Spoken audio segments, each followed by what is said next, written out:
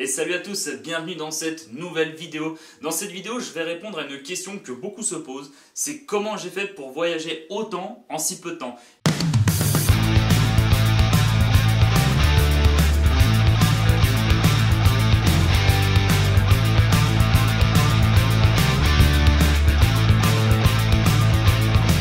Faut savoir que ça fait 5 ans que je me suis mis en tête de faire le tour du monde et en 5 ans j'ai vécu dans 4 pays et j'ai fait 40 pays et là je pars d'ailleurs bientôt pour le 41e pays. Donc je vais vous expliquer un petit peu ma technique. Alors déjà, je suis issu d'une famille très riche. C'est faux, c'est une blague, on se détend, ça va bien se passer. Non, plus sérieusement, en fait, quand j'étais au collège déjà, à l'époque, les études, c'était vraiment pas fait pour moi, et c'est toujours pas fait pour moi actuellement. Et en fait, j'ai eu un espèce d'échec scolaire en fait de la 6e jusqu'à fin du lycée, et du coup, j'ai décidé à partir de 16 ans de travailler. Voilà, donc à 16 ans, je travaillais dans les champs, je faisais du maïs, du tabac, j'ai travaillé dans la roseraie d'ailleurs que j'avais énormément aimé, j'avais beaucoup appris sur les rouges, je trouvais ça vraiment très intéressant à l'époque. Alors j'ai commencé à travailler certes à 16 ans, mais j'étais quand même au lycée parce que j'avais quand même pas le choix, il fallait que j'ai un semblant de diplôme, même si j'étais en échec scolaire, au moins j'avais essayé d'avoir mon diplôme, chose que j'ai eu, j'ai eu mon diplôme d'ailleurs, que j'ai perdu.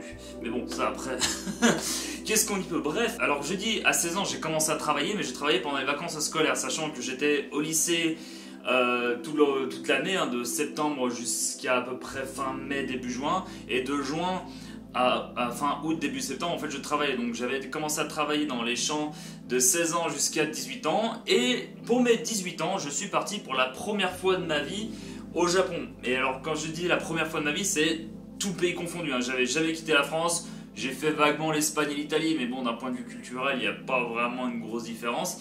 Et du coup, j'étais parti au Japon la première fois, donc j'avais jamais pris l'avion, je ne savais pas ce que c'était un visa, le décalage horaire, je ne connaissais pas, enfin bref, c'était vraiment une bonne grosse expérience, sachant qu'à l'époque, je parlais très mal anglais, je parlais pas du tout japonais, ou alors je baragouinais 2-3 mots. Et donc, je suis arrivé au Japon, et en fait, donc mes 3 mots au Japon sont super bien passés, j'avais vraiment adoré, c'était vraiment un très beau pays. Il faisait très chaud quand même l'été, ça on va pas se gâcher. Et donc, je suis revenu en France parce que j'avais ma dernière année de lycée à faire, et sachant que j'étais en ébénisterie, donc l'ébénisterie c'est le métier du bois. Donc, je suis revenu en France, et en février, je crois que c'était en janvier ou en février, pour ma dernière année de lycée, en fait on devait faire un stage à Helsinki, un stage d'études à Helsinki. Et donc là c'est pareil, je ne connaissais pas du tout le nord de l'Europe, je suis arrivé à Helsinki, mais oh là là, c'était tellement beau, j'ai les paysages enneigés, les gens ils étaient gentils comme tout.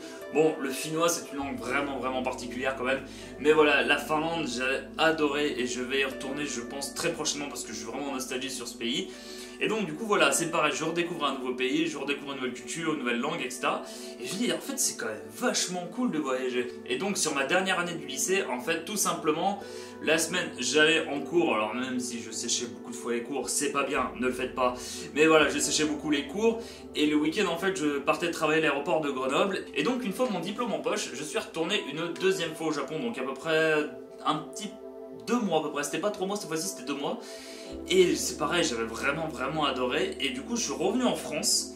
Et à ce moment-là, j'avais commencé à travailler à l'aéroport de Lyon en intérim. Ça, c'est très important, il faut retenir le mot intérim. Et je me dis, le Japon, c'était quand même vraiment cool. Et tout ça, j'aimerais bien y retourner, mais pas 3 mois, genre un peu plus longtemps.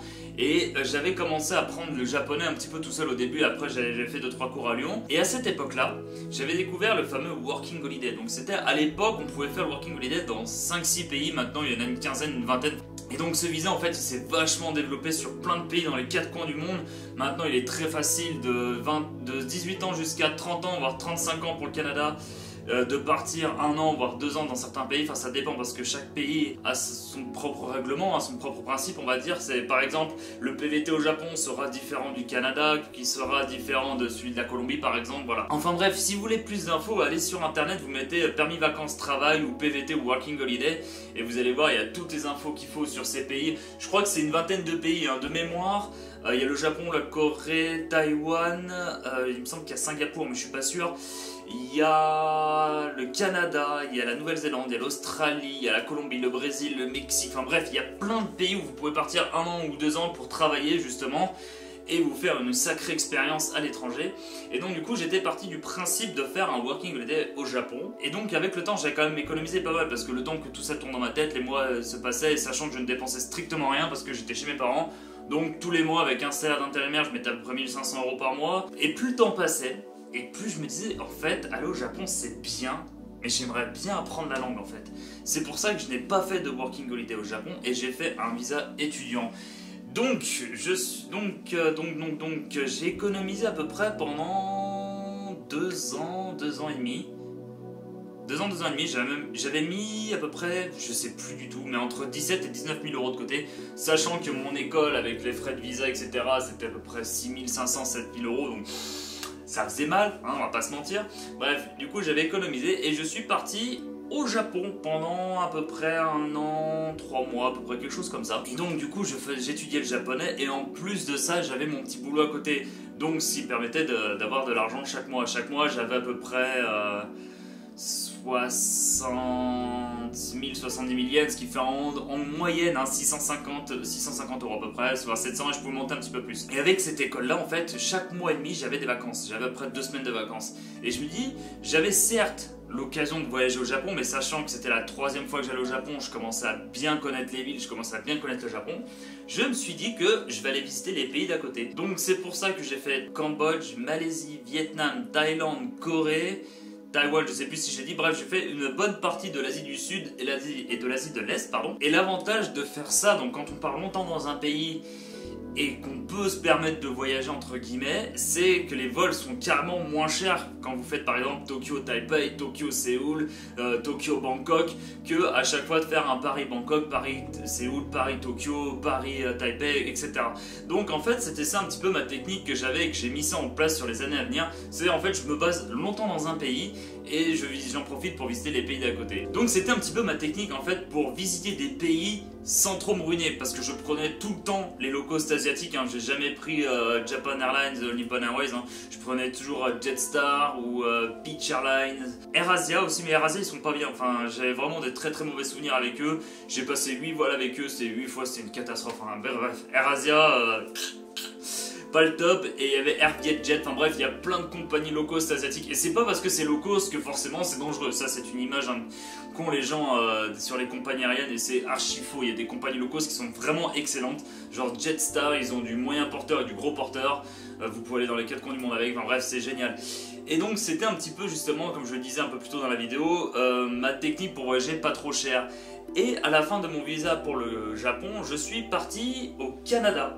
Et au Canada, alors j'ai une chance assez incroyable au Canada, c'est que je travaillais donc dans l'aérien et en fait j'avais les GP. Les GP c'est des billets où on paye juste les taxes aéroportuaires et on peut voyager dans les 4 coins du monde. Donc comme je travaillais et que je pouvais avoir un peu des vacances, même j'avais des week-ends etc, c'était extrêmement facile de prendre l'avion pour moi.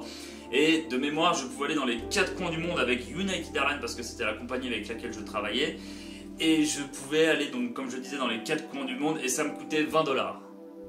Voilà, donc ça aussi d'un point de vue économique c'est vraiment bien. Si vous voulez faire le working holiday au Canada ou même après dans les autres pays, je sais pas trop comment ça se passe dans l'aérien, mais je sais qu'au Canada c'est possible pour les Français de travailler. Il faut juste parler couramment anglais et français, donc ça, après c'est pas très compliqué je pense. Vous pouvez justement avoir cette chance là, ou même pour Air Canada ou Delta Airlines ou American Airlines, hein. À l'aéroport de Montréal il y a énormément de possibilités de travailler à l'aéroport. Et donc c'est pour ça que je suis parti quasiment chaque week-end aux États-Unis. Donc ça me coûtait à peu près 20 $ le week-end, donc ça me coûte moins cher que de prendre la voiture avec l'essence, le péage, l'assurance, etc. Donc voilà, c'était un petit peu ma technique que j'avais pour voyager aux États-Unis et au Canada avec United Airlines.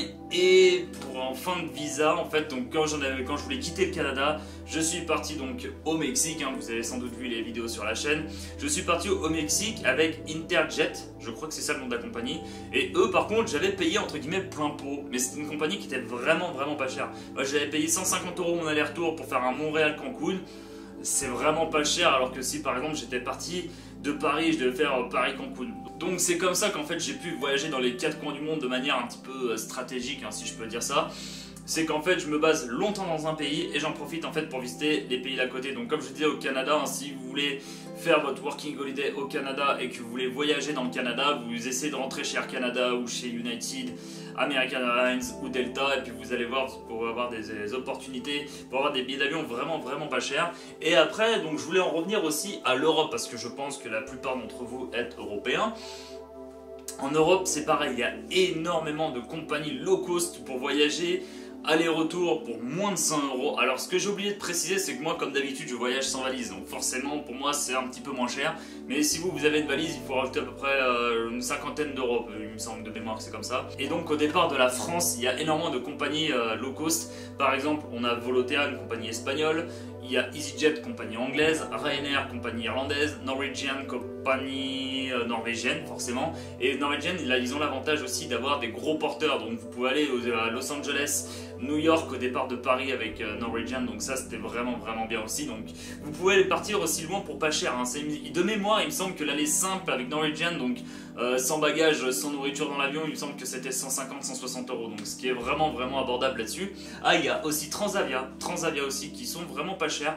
Je les avais testés, c'est moyen, mais franchement, moi après, le confort dans l'avion, je m'en fiche un petit peu. Moi, du moment que je voyage pour pas cher, c'est ce qui m'intéresse le plus. Donc voilà, c'était un petit peu une vidéo blabla. Alors voilà, j'en ai fait un petit peu le tour pour toutes ces explications du comment j'ai fait pour voyager autant en si peu de temps. Donc comme je le disais, hein, je suis pas issu d'une famille très riche, je ne gagne pas 6 000 € par mois. Voilà, c'était plutôt de la stratégie, on va dire. Je me base longtemps dans un pays et j'en profite pour faire les pays aux alentours. J'espère que j'ai pu bien répondre à cette question et que j'ai été assez clair parce que des fois je m'embrouille un petit peu dans mes pensées. Comme d'habitude, les réseaux sociaux sont dans la description. Quant à moi, je vous dis portez-vous bien et à la prochaine. Salut!